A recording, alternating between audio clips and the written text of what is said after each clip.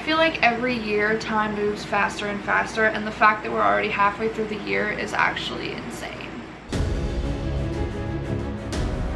Hey guys, welcome back or welcome to my channel. Today we're doing the infamous mid-year book freakout tag. Alright, now those of you that don't know, this is like a tag or video that a lot of booktubers do at the halfway point of the year, where they kind of have a bunch of different questions. There's different variations of this video I've seen. I don't know who created it.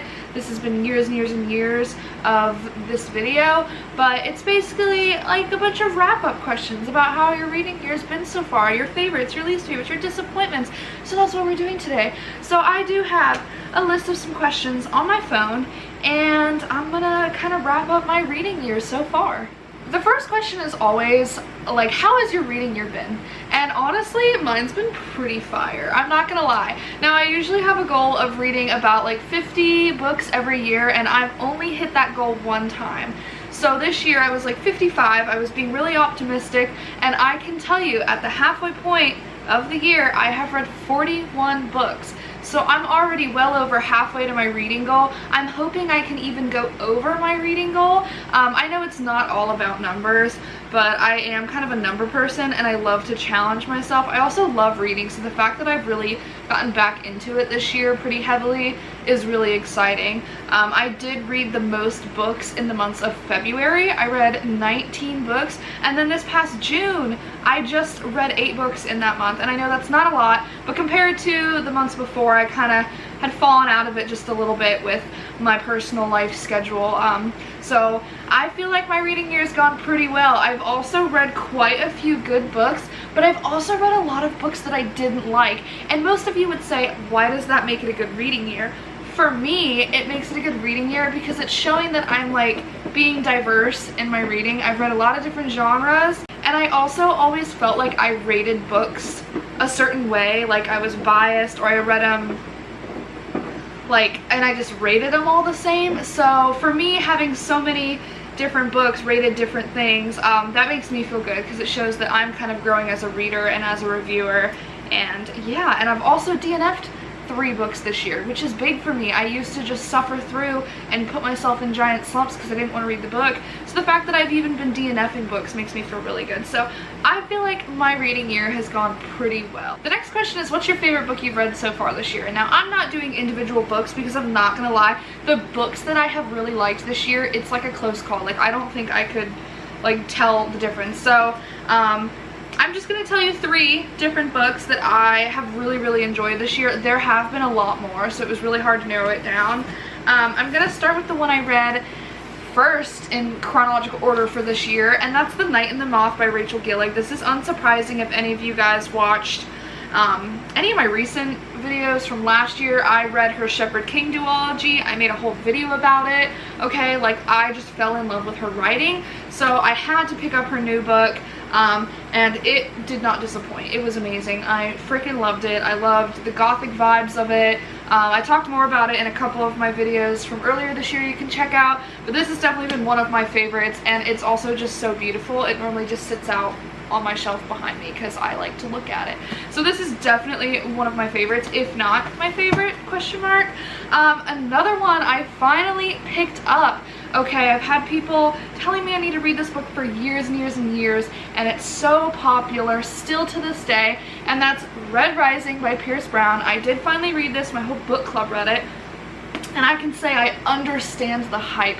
The writing in this was just absolutely phenomenal. I felt like I needed to take a highlighter and highlight everything. It was so quotable, it was so relatable. I just love a good underdog story, and I ate up the characters. Okay, the characters were amazing. I loved the plot. I loved everything about this book, okay? And I can't wait to read more in the series. Another book that I would say is definitely one of my favorites, and again, this was hard to pick, but I read his first book last year, and it was one of my favorites of 2025.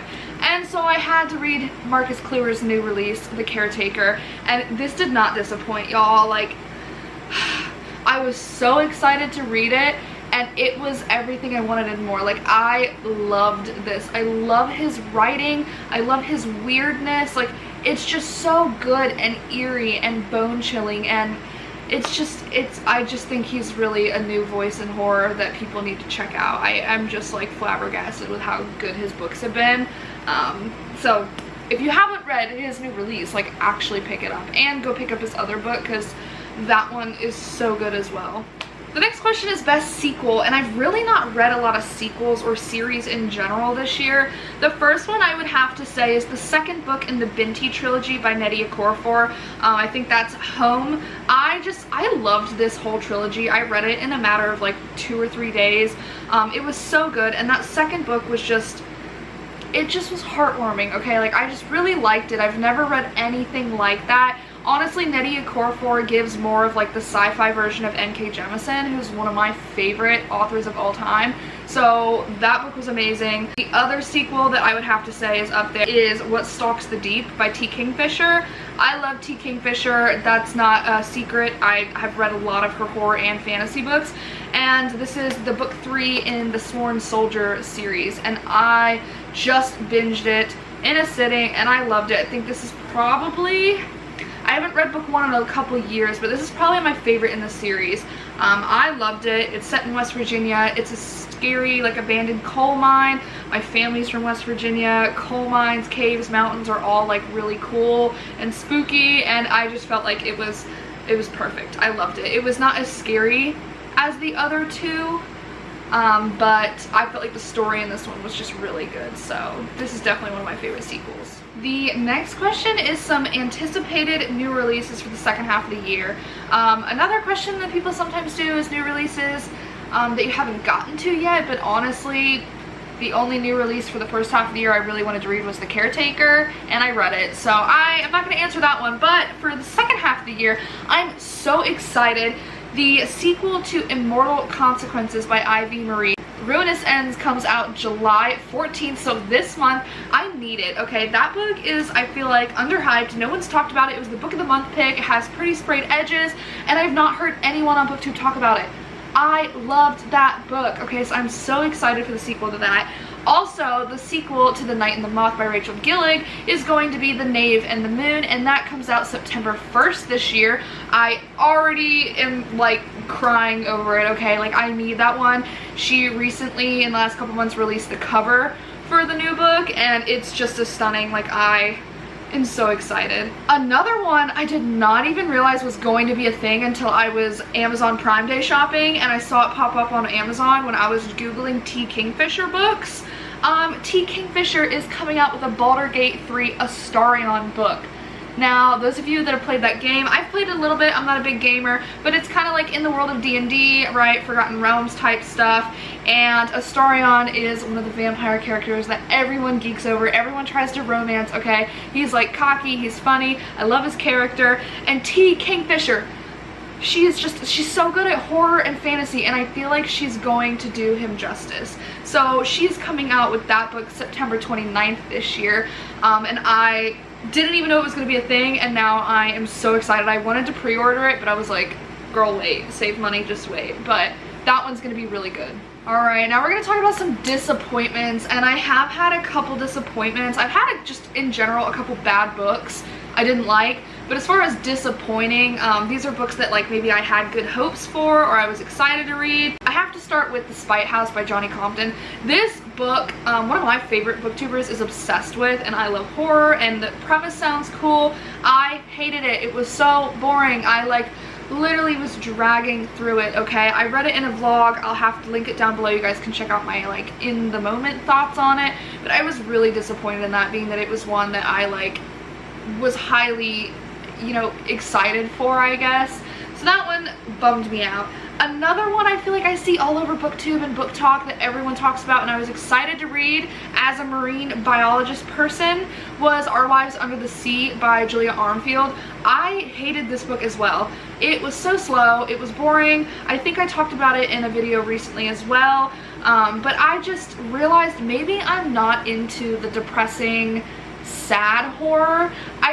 It had such a cool premise and it sucked, and I think the whole point of the book was really on like grieving and loss and like that kind of take on it, but I feel like I've read horror books that did it better. I just did not like it, okay?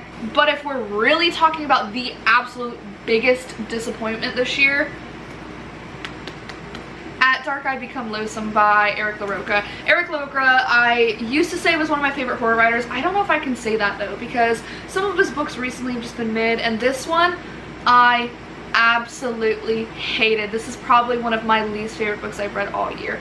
This book, I started this last year, okay, like early last year, and it just took me so long, and I finally was like, you know, buckle down, we're gonna get through it, we have to finish a LaRocca book, I'm not DNFing this, like I have hopes for it, and I really wish I just had, because it was just so redundant and depressing, but not in a good kind of like way. Not that depression is a good kind of way, you know what I mean? Like it just wasn't told well. I hated it so much. I didn't understand anything in it. I was just like, all right, this is just ridiculous. So this was a 1 star, a fat 1 star. I wish that I could give it a 0, but I love Eric LaRocca, and so this just made me so upset that I hated it this much. On the other side of the spectrum is books that surprised you, whether that's good or bad, honestly. So for this, I also have to say this book, I was just surprised at how much I didn't like it, being that I have in the past really enjoyed this author's work, but this book was just not for me at all.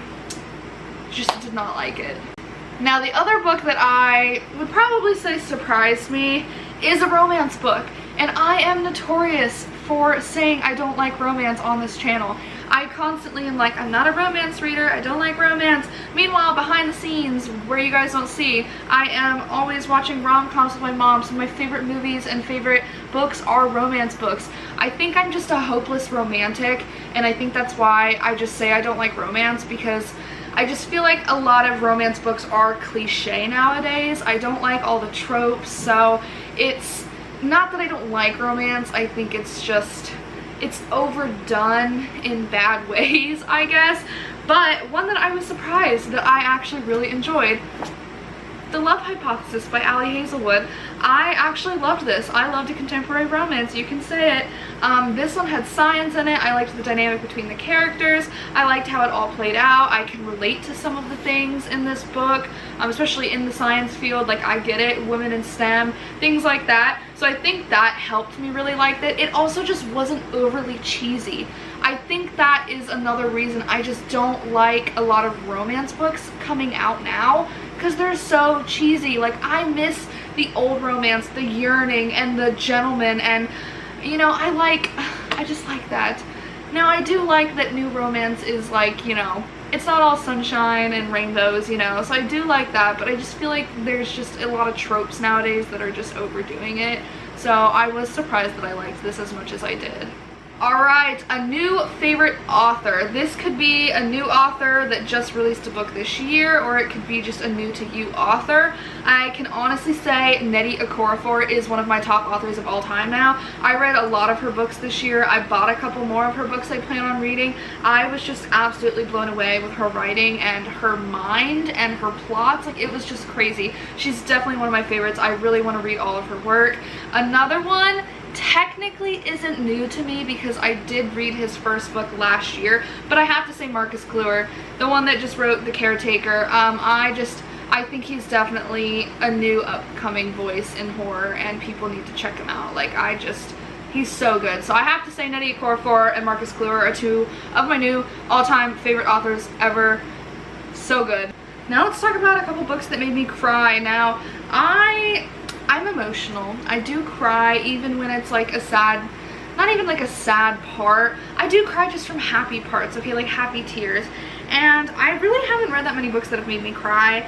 I did read Project Hail Mary this year by Andy Weir. I absolutely ate it up, loved it. It was so good. I loved the science in it. I loved the friendship in it, okay? If you guys have read it, you know what I'm talking about. I kind of was behind on the times with this book, but I feel like it got a new spark with the movie that came out. But I cried at the very end, just the very end, and I did get teary-eyed in the middle of the book at one point, but this one was just very wholesome, and I just, you know, it just made me cry happy tears. It was really good. Another one that made me cry was Immortal Consequences, this book I keep talking about. She's stunning, okay, by Ivy Marie. Loved this book, was so, just like, I'm so shocked no one's talking about this series, okay? But this book did make me cry. It's got some pretty heavy themes, and it's just the friendships and the love in it and the world, and I just cried because it was over and I wanted more. This one was very good. And then of course you can't read Rachel Gillig without crying, so I did cry in this book a lot. This book is so good. I'm scared that the next one's gonna ruin me, because when I finished her Shepherd King duology, I was so broken. So broken. The fact that it was over, the fact of like just the subject matter in the book, what happened. Alright, so I did cry in this book. I loved the characters in this book so much. So yeah, I did cry for all 3 of those books. Now we're going to talk about books that make me happy. I mean, I like reading, you know, reading makes me happy. I can't really tell you a specific book that like made me happy. I mean, they all make me smile in ways if I enjoy them. I did really enjoy Binti. I liked the friendship in that one. So if there's one book I could say that made me happy, it'd probably be the Binti series. Now, what is the most beautiful book I've bought this year? I would say The Night and the Moth, but I did not buy this year, okay? So I would have to pick this book I just got on Prime Day, okay? Sword Heart, T. Kingfisher. I'm so excited to read this. I think this is a beautiful, beautiful, beautiful cover, okay? So I'd probably say this is the prettiest book I've bought this year. The final question for our little mid-year freakout tag is, what do you still have to read this year? I don't make TBRs. If you guys have ever watched this channel, you know I'm not a TBR girly. I am such a mood reader. It's hard for me to even do my little TBR videos that I do, alright? It's just, I change my mind so often, especially with my mood. So it's hard to tell you what else I still need to read, because I can sit here and say so many different things, and will they happen? I don't know. I do want to read more of the Red Rising series. That is a plan this year. I also will be reading the sequels to these 2 books when they come out, alright? So this one's July, this one's September. These will be read, alright? I will be buying the sequels to them. That you don't even have to worry about. I will also be reading the Astarion book by T. Kingfisher when it comes out. So those are kind of what I have planned for the rest of the year. Other than that, I don't really have set TBRs. I have a couple readathons this summer I want to do.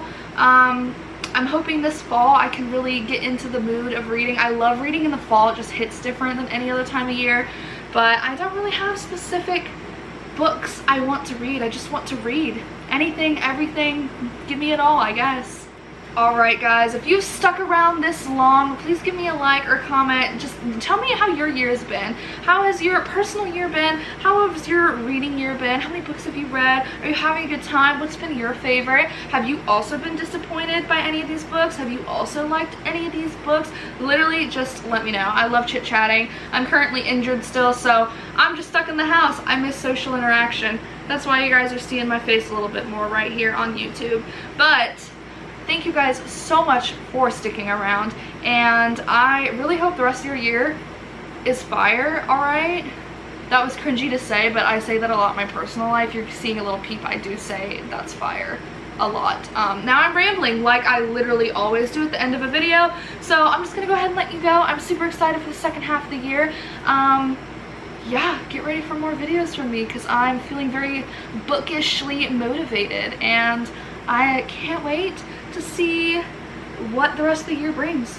Hopefully good vibes. I'm praying for good vibes. This year's been pretty chill so far, so I love you guys. I will see you later, and have a good rest of your day, night, morning, literally wherever you are in the world.